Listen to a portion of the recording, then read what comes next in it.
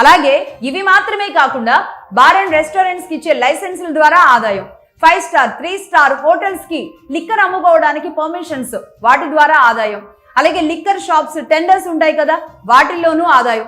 దాదాపుగా ఒక్కొక్క షాప్ కి మరి 1 కోటి నుంచి 2 కోట్లు బయట కనబడే లెక్కలు. మరి ఇవన్నీ కూడా ఎలా ఉన్నాయి అసలు? ఆ లెక్కలు చూస్తే అంటే అసలు అయ్యే ఖర్చు ఎంత, ఆ డబ్బు కనీసం సగానికి సగం కూడా కాదు. ఎన్నింతల లాభం ఒక్కొక్క బాటిల్ మీద. అంటే మందు అనే 2 అక్షరాలతో రాష్ట్రాలు ఎంత ఆదాయాన్ని సమకూర్చుకుంటున్నాయో తెలుసా? ఏడాదికి ఒక్కో రాష్ట్రానికి సగటున 50 నుంచి 60 వేల కోట్ల రూపాయల ఆదాయం వస్తుందంటే నిజంగా ఆశ్చర్యం కాదా?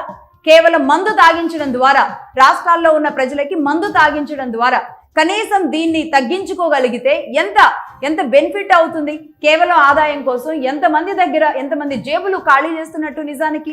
అంటే ఇక్కడ అసలు మందు ఉండకూడదు అనే డిమాండ్ రావాలి, కానీ అలాంటప్పుడు ఇంకా ఈ మందు ద్వారా దోచుకునే డిమాండ్ ప్రభుత్వాలే చేస్తుంటే ఇంకా ప్రజల డిమాండ్లు ఎక్కడుంటాయి చెప్పండి, రైట్? ఇక ఇది మందు గురించి. ఇక నెక్స్ట్